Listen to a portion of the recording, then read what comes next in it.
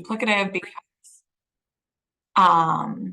because the counties are already reporting to the state through the AG's office. That bill ended up not passing, so the entire bill. So there will not be an additional state reporting requirement for counties, which is good. There's also still no process in place for the state to spend their share of the opioid settlement dollars. It is in code that it has to go through the legislature for that process to be approved. So for the foreseeable future, that money will not be being spent by the state. Again, that is just the state side of the settlement dollars. That does not impact what counties are doing at all, but that bill did not pass. There was a press release, and I was going to see if I could pull it up here real quick. There was a press release. The state is still going to invest $17.5 million of ARPA funds towards opioid settlement or opioid abatement. So I will get that sent out as a part of kind of a follow-up from this call. The only reason, again, that's the state spending dollars. It doesn't really impact what counties are doing, but I think it's useful to keep an eye on what the state is doing. Just so if there are places where perhaps the county could partner with the state on a project, and or if the state is doing something, the county doesn't necessarily need to be doing the same thing. So there was a bullet point with, it looks like 5 different things that they were going to be making investments in related to opioid abatement. And then hopefully at some point we will find out what they're going to do with their actual settlement dollars. But so that's that part of the state legislature update. The other part of it, like I said, is from our call yesterday related to the behavioral health bill. I reached out to Bill Pearson with the AG's office. He's the one who's kind of been working on these opioid settlement funds to get his thoughts. And neither one of us have done a deep dive on this. So I will update you if something changes. But both of us thought initially that bill should not impact what counties are doing with opioid settlement funds in any way. I know there's some information in that bill about how counties may or may not be able to use tax dollars for substance abuse programs, but I don't think that should impact this because this is not county tax dollars, this is settlement dollars. Like I said, if we dig into it and something changes, obviously we'll let you know, but that's both Bill and I's sort of initial thought on it, because I know that question came up a couple of times on Wednesday. Does anybody have questions, comments, other things they want to talk about in terms of state legislation or state action related to opioid abatement?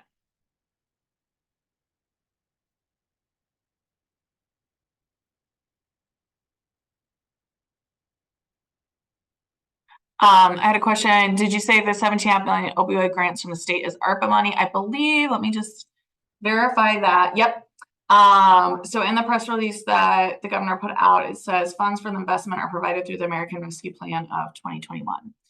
So again, they aren't able to use any of their actual settlement dollars until there's legislative approval for that. So I'm guessing that that's why they're starting some of these programs through those funds. And like I said, I'll get that press release included in the follow-up from this call.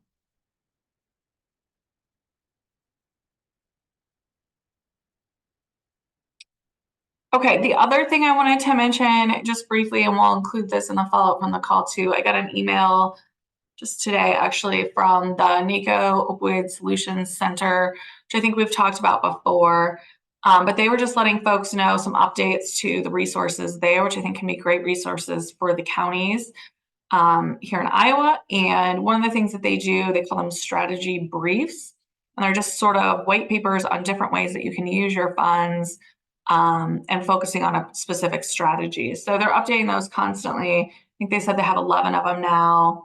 Looks like the most recent one just came up about a week or so ago on comprehensive services for people with co-occurring disorders. So if that's of any interest to you, there's a ton of great resources on that page. I think we've linked generally to it before, but I'll make sure that you all get that email. You can, on their Opioid Solutions Center page, I believe you can sign up for updates as well, if that's anything that interests you. And then the final thing I had to talk about today is actually an ask. So we are in our July issue of the Iowa County Magazine, we're going to focus on opioid settlement funds and strategies related to opioid abatement. And so we are looking for a county or two to volunteer to write an article for that. Doesn't have to be anything scary. It doesn't mean that you have to know exactly what you're doing with your funds yet. I think all of you on here are fairly engaged in the process, but there's probably counties that are just getting started. So even if it's about how did we form our committee, how is our committee working, I think things like that would be very helpful to other counties. Or certainly if you've started programs or have some ideas for programs, I think a lot of counties are really looking for examples of what to do. So that article, and Courtney, jump in if I am misspeaking on this, a one-page article is around 800 words, and we're looking for something, the deadline for that would be around June 14th. I know we have a little bit of flexibility if for some reason that doesn't work. And again, that would be in our July magazine. So I don't know, I'll like volunteer some counties if nobody volunteers on their own, but if anybody's interested in doing that, we'd really appreciate it. Anybody want to volunteer now? Or if not, I'll let you reach out to me at another time.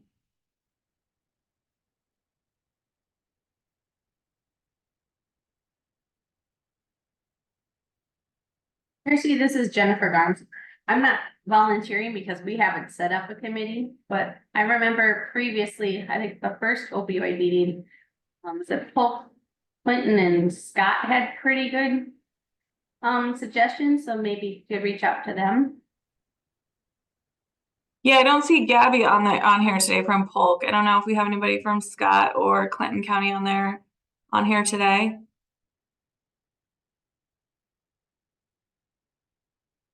But yes, that's a good idea. I'll put them on my list of folks to bug about this.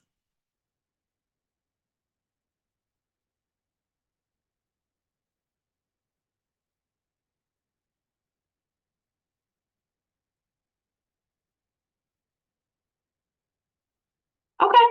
Well, some of you I'll be in touch, I'm sure, about writing articles.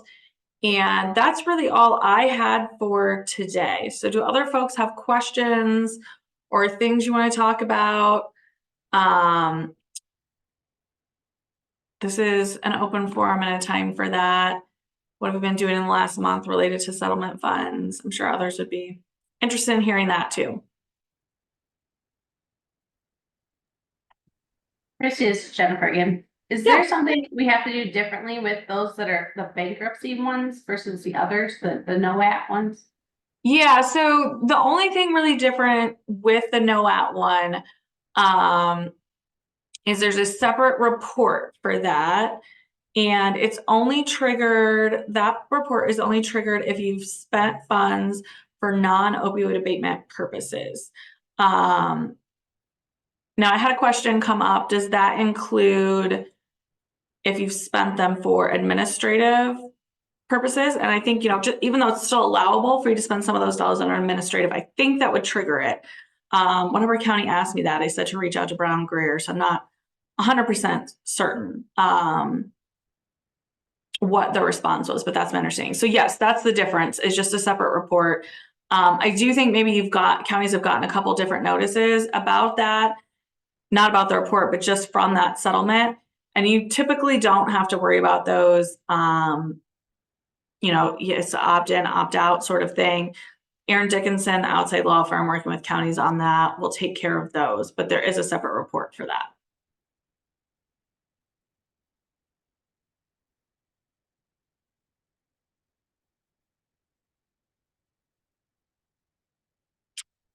There's a question in the chat about the securitization process.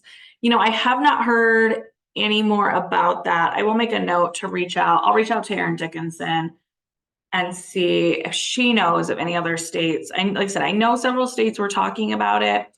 Wisconsin was one of them, but I'm not sure that they got anywhere because of those limitations on administrative type fees, if it's allowable under kind of the national settlement structure even. And then of course, there's administrative limitations under our state MOU, so it'd be sort of a double thing that we have to figure out. But I will check with Erin. She will know in terms of the national settlement dollars or national settlement agreement. Somebody asked about a recording, and it looks like Courtney got that popped up for us. It was recorded yesterday on behavioral health.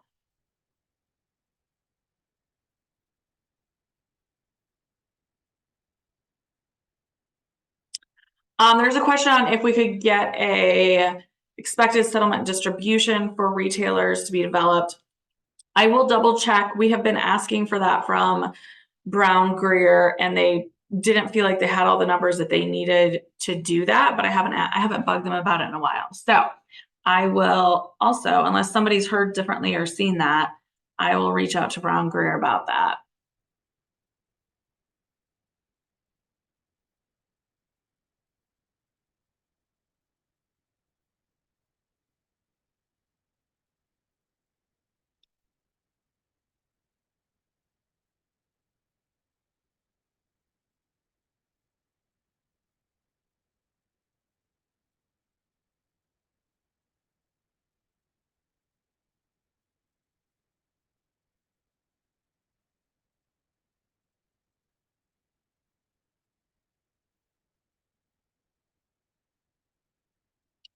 Any other questions, comments? Yeah, I've asked for the allocations twice and I hope to have it soon. Yeah, that's what we've been hearing from them too. But like I said, I haven't bugged them in a while, so I'll put on my list to ask them again because I know it's really hard to plan when you don't know what the numbers look like in the future. And it's very confusing to figure out on your own because every settlement is a little different in terms of some of them are front loading their payments. And so that first payment that you get might actually be for years 1 through 5. And they're all structured a little differently. So I know that would be very helpful for planning purposes to have.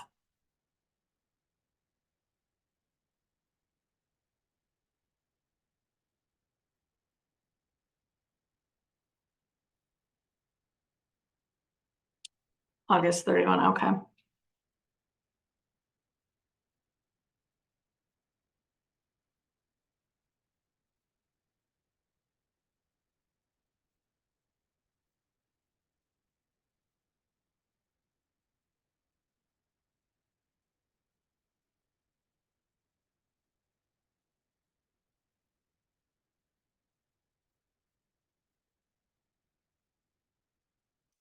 Anybody else? Anybody starting projects or got their committee put together since we last met?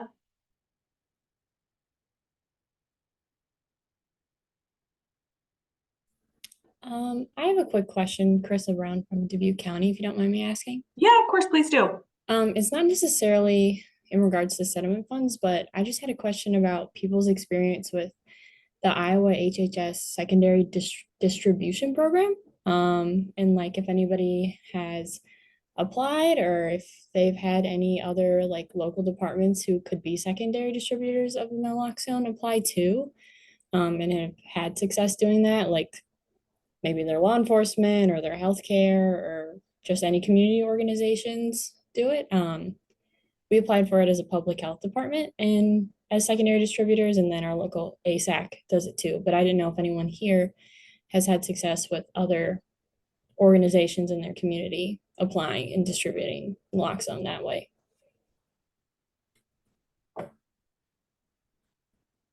Anybody done that? I have not received any questions about that, so I don't have any information to share. Somebody said their public health department applied.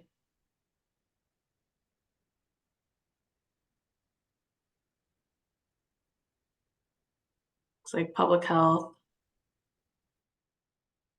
Cool. And if not, no biggie. I was just kind of curious if anyone else out there was doing it. So cool. Good to know. Oh, so Looks like there's a nonprofit maybe in Polk County that does it. And a community action agency. So largely public health, but maybe a couple other entities.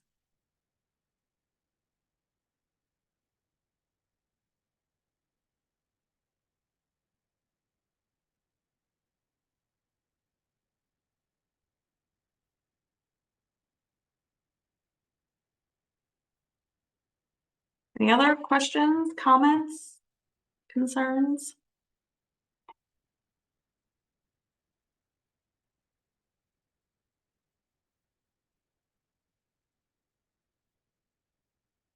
My other question for the group today is about how often we want to meet. It seems like, I mean, we still had some good questions and conversations today, but it does seem like our group's getting a little smaller. Um, I wonder if monthly is too often, at least for right now, where folks are still kind of trying to get up and running. And then maybe at some point, monthly makes sense again. We're actually making those decisions about how to spend the dollars. My idea was perhaps to take a little bit of a summer break and restart again in September. But I just kind of wondered, if you want to do these monthly, I'm happy to continue to hop on, even if we just have a brief call, or like I said, if you'd rather, summer schedules can get really busy, take a little break and we can start it up again in the fall. Or something else. Maybe we just have every other month. I'm open to ideas on that.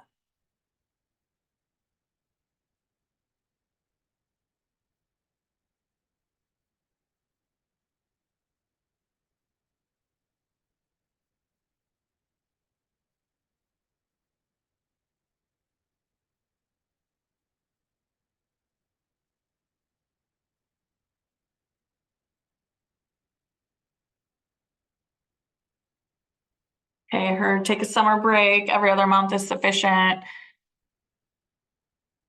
Every other month or a break. So maybe what we'll do, we're almost in June now. Maybe we'll set one up for August sometime. Although August can get busy with our annual conference too, but we'll shoot to do one, in August or September. But obviously if questions come up or, something changes, suddenly the state makes big changes in how they're spending the dollars, we could schedule something earlier than that too. All right, I'm hearing August or September. Sounds good. Okay. And I did have a question that came in the chat too about the state, what they're doing with their portion of the settlement funds. Are they posting anything online so we don't duplicate? So they are not doing, at least with the settlement dollars that they've gotten, they are not doing anything. That bill did not pass. They need legislative authority to spend those dollars. So unfortunately, at least until our next legislative session, those dollars are sitting there. They are, like I said, using some ARPA dollars, and we just found out about that through press release. I'm assuming, I don't know if there's like a specific site that they're putting that information. They do have an opioid settlement page, but again, because those aren't opioid settlement dollars, I would guess the HHS contacts are the best way to find out what's happening. But it is a little hard to track. I guess what I can say is that to the extent we hear things, I will try to make sure we're sharing that information.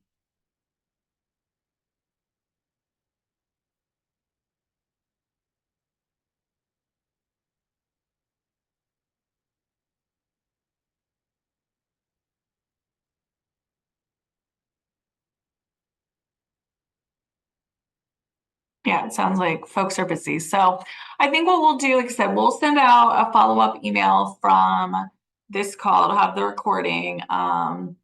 It will have, I'll make sure that we get the governor's press release in it, and then that email from NACO about updates to their opioid settlement page. And then I'll also try to follow up with Aaron Dickinson about securitization and with Brown Greer about those settlement distributions for retailers, having all those predicted numbers. And I'll let you know in that email kind of what I hear back on both of those. And then we'll just plan on, like I said, scheduling another one in August or September. But certainly if something comes up in the meantime, you can always reach out and we'll try to get those questions addressed. Does anybody have anything else for today? Otherwise, we can wrap up early and let you move on with your day.